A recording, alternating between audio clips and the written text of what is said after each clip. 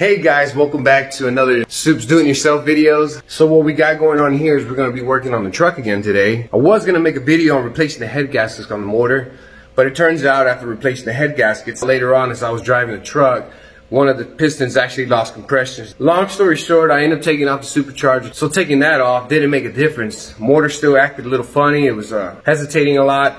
And to top it off, it got to the point where it wouldn't even start anymore. So as I started testing the compression, I started from the back to the front, and then I moved along on this side from front to back. Well, it turns out that the back piston on the passenger side was the one that lost compression. So at this point, as you can see, I spent a little time painting the intake, painting the water pump there. I also painted the headers, and you can't really see well, but actually I painted the heads as well. And like I said, I actually had a video on the whole painting all the engine parts and replacing the head gasket. So I'm still debating if I want to put that video on anyway, because I did take a lot of time taking the engine apart, making it look nice. What we're gonna do on this video is actually remove the engine. I don't want to take any more chances of maybe there might be something else with this motor. The other thing is, I don't think I'll be putting the blower back on it, and the reason why I say that is because one, most of the parts in the blower are discontinued, so if I run into any issues on that, well, there goes that. That's as far as it goes.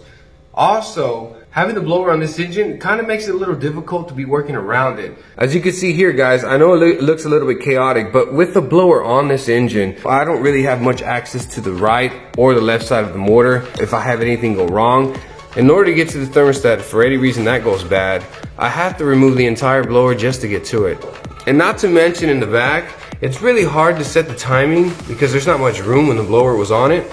And if I have any issues with the coil or any fuel line situations, and especially touching that EGR, which I have to do, was really a pain to get removed and get out of the way. So what we're gonna get started with now, I'm not gonna put it on the video because it's actually pretty hard to put this camera underneath this truck. I'm gonna go ahead and remove the headers, both sides, dust cover for the transmission, and also go ahead and remove any of the transmission bolts from the bottom. Thanks to my friend John, he was nice enough to let me borrow his engine hoist there, also the engine stand. Pretty much I got everything I need to remove the engine, put the engine back on. So I want to say thanks a lot, John, for letting me borrow your toys here. But moving forward, guys, we're gonna go ahead and start. I'm gonna start recording again when I'm back on top of the engine. Okay, here's the update. So we finally got the headers off on both sides. As you can see, that side and this side here, and believe it or not, it wasn't that hard. Just had to get under the truck like always and unbolt everything on the bottom and the 6 bolts on each side on top. And here's the parts I've taken off so far. Headers, the center pipe, dust cover for the transmission, a couple of gaskets that come with the headers obviously. But I already took off the transmission bolts for the bottom end. All I need is the top end. I'm gonna go ahead and disconnect anything that's in the way. And obviously we're gonna remove everything in the front so we can get as much as room to get this engine out and pull it forward and put the new one in. And not to mention we gotta disconnect our battery obviously because we definitely wanna create any shorts or any sparks of any kind. So, let's get started.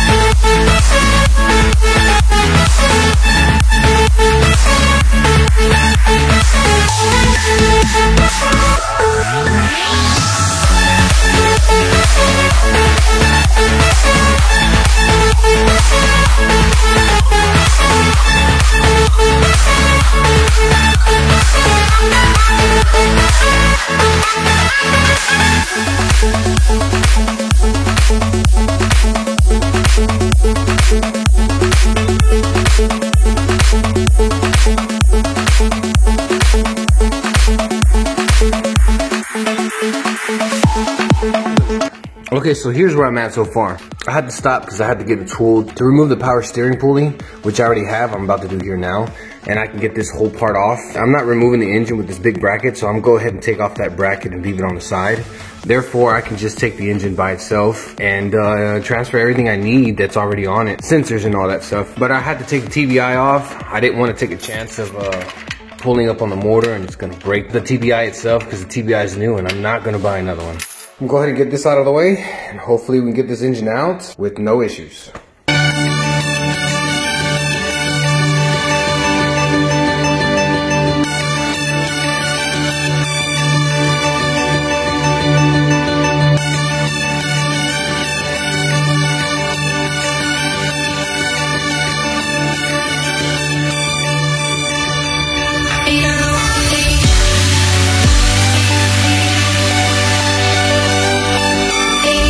Alright guys, a huge tip. Avoid cheap tools. I know better. I don't know why I thought I could get away with it. I actually got lucky on this case. Bought a cheap tool to remove the power steering pulley. You saw how much of a pain that was, the struggle. I kept going crooked. Big pain in the butt, but I got it out. But I will never buy a cheap tool for something like that again. So keep that in mind, just to save you a headache and the stress. So let's keep going. Let's take off this bracket, see if we can get this engine out.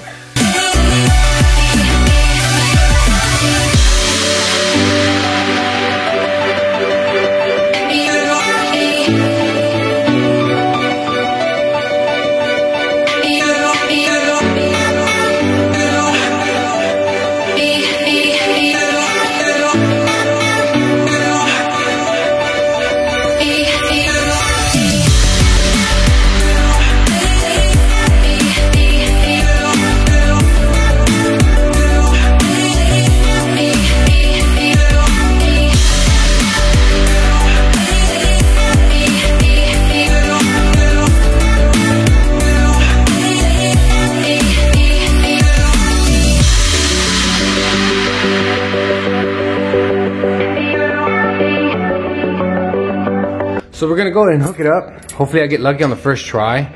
And hopefully I got enough room to pull this engine out. I don't know. We'll see how this goes. Let's see what the first attempt looks like and go from there.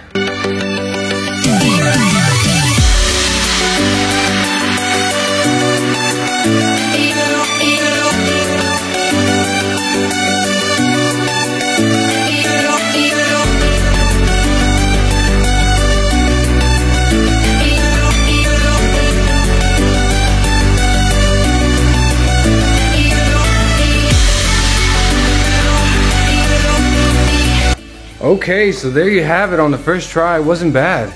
Didn't have any issues. It grabbed on the transmission a little bit, got to wiggle it a little bit out. There's the heart of my truck right now. And now you can see where I painted the heads, the intake. Made it look a little nicer than what it was, but oh well at this point. Looking into getting a new engine and probably get all my good parts from this one because I spent a lot of money even though it doesn't look like much. All the sensors and all that again are new. I actually put on ARP studs in that, so I'm definitely gonna get those out in case I want to use them later.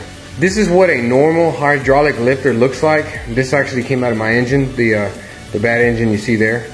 And this is what a bad lifter looks like. So as you can see, that does not look good at all.